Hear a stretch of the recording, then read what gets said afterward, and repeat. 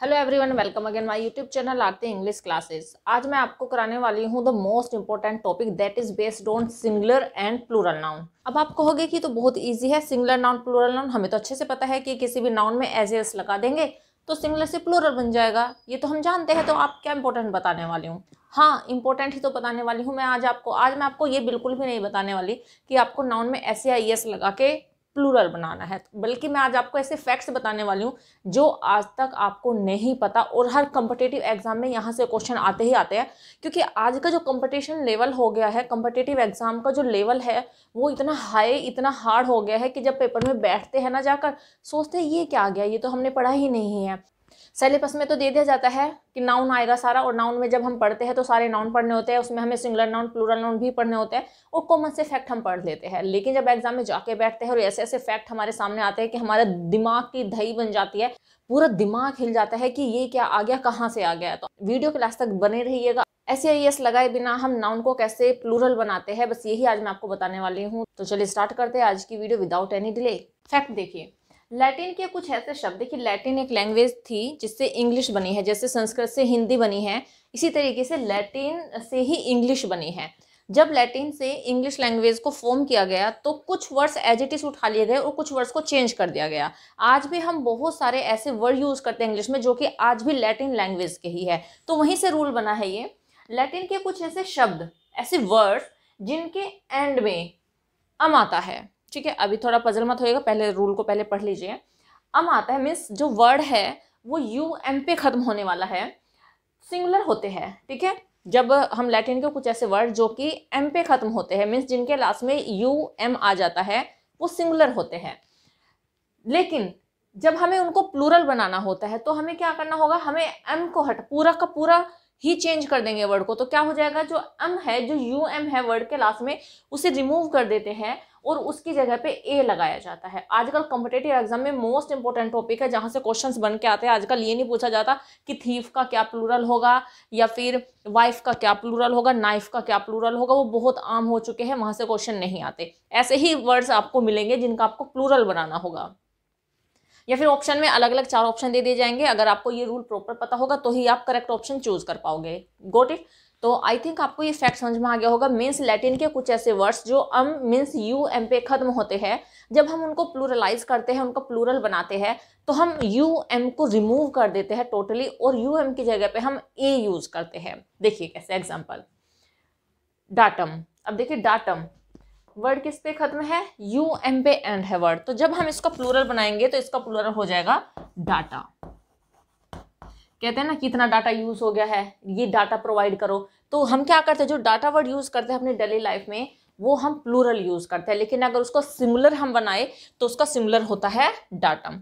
Ovum, ठीक है, अब ये वर्ड भी यू एम पे ही एंड है तो इसका प्लूरल होगा ओवा। एजेंडम, एजेंडा क्या हो जाएगा, एजेंडम का एजेंडा। सुना ना, ये तो एजेंडा चला रखा है, तो एजेंडा जो हम बोलते हैं वो प्लूरल में ही यूज करते हैं हम। ये सारे के सारे वर्ड जितने भी यहाँ पे करने वाले हैं हम इनका सिंगुलर फॉर्म बहुत कम यूज करते हैं। और चूंकि ये हमारे हैबिट में नहीं है, यही रीजन है कि एग्जाम में यहीं से क्वेश्चन बनाए जाते हैं जिनके हम यूज टू नहीं होते। उनको हम प्लूरल यूज करते तो है लेकिन हम उनको प्लूरल फॉर्म में यूज करते हैं, हमें उनका सिंगुलर फॉर्म पता ही नहीं होता। अब देखिए डिक्टम, तो डिक्टम एम पे, देखिए ये भी एम पे एंड है, ये भी यू एम पे एंड है, तो क्या हो जाएगा डिक्टम का प्लूरल डिक्टा। इस तरीके से मेमोरेंडम, मेमोरेंडम आपने बहुत कम सुना होगा, मेमोरेंडा आपने सुना होगा, राइट। तो यहाँ पे भी हम यू एम को रिमूव करेंगे, ये हो जाएगा मेमोरेंडा। बैक्टीरियम, अब देखिए बैक्टीरियम, क्या आपने सोचा था कि बैक्टीरिया की सिंगुलर फॉर्म बैक्टीरियम है? आई थिंक नहीं सोचा था। तो यहाँ पे भी हम यू एम को रिमूव करेंगे, ये इसकी सिंगुलर फॉर्म है बैक्टीरिया की। एक बैक्टीरिया को हम ऐसे नहीं कहेंगे एक बैक्टीरिया, नो बैक्टीरियम, ठीक है। तो जब हम प्लूरल बनाएंगे इसका तो ये हो जाएगा बैक्टीरिया। कैरिकुलम है ना, तो कैरिकुलम तो हम सुनते ही है, तो करिकुलम, करिकुलम सिंगुलर है और इसका प्लूरल क्या हो जाएगा करिकुला।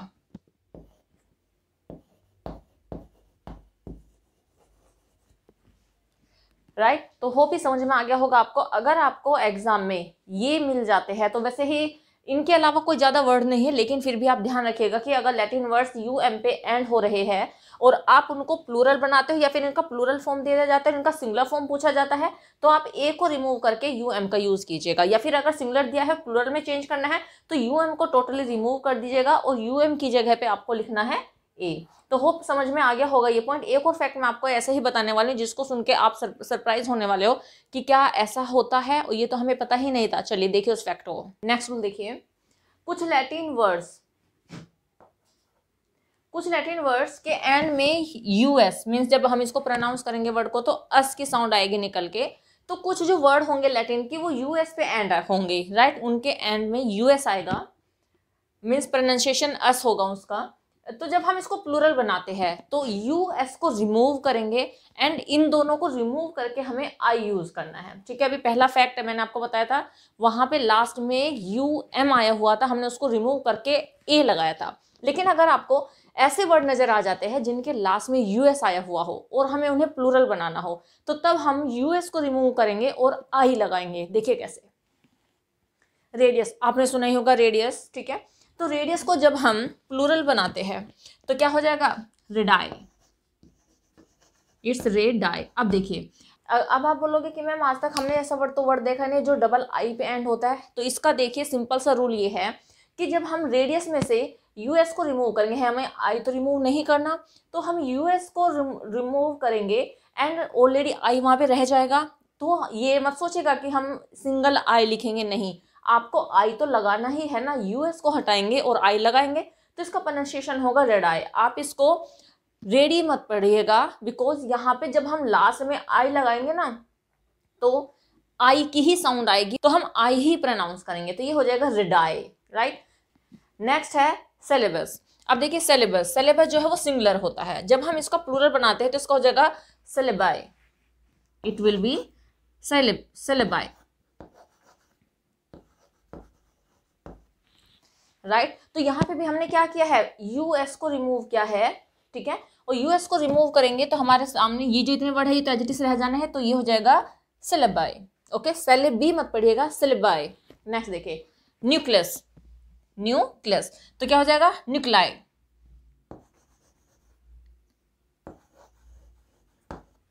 ठीक है, तो यहाँ पे हमने यूएस को रिमूव किया है और हमने क्या यूज किया है, ई तो वहीं पे रहेगा, राइट, और आई को यूज करेंगे, तो ये हो जाएगा न्यूक्लाई। न्यूक्ली मत पढ़िएगा, न्यूक्लाई। नेक्स्ट देखिए, फंगस का एक एक्सेप्शन है, फंगस, ठीक है। फंगस में लास्ट में आई की साउंड नहीं आएगा, ई की साउंड आएगी, तो ये सिंगुलर तो ऐसे ही बनेगा। यूएस को रिमूव करेंगे तो ये हो जाएगा फंगी। तो फंगी प्लूरल होता है जो हम अपनी डेली लाइफ में यूज करते हैं, जब भी हमें यूज करना होता है फंगी का नाम लेके, तो इसका सिंगुलर होता है फंगस। अब एल्यूमिनस, यहाँ पे भी हम इसको रिमूव करेंगे, ये हो जाएगा एल्यूमिनाई, राइट। स्टिमुलस, तो स्टिमुलस का क्या हो जाएगा, स्टिमुलाई।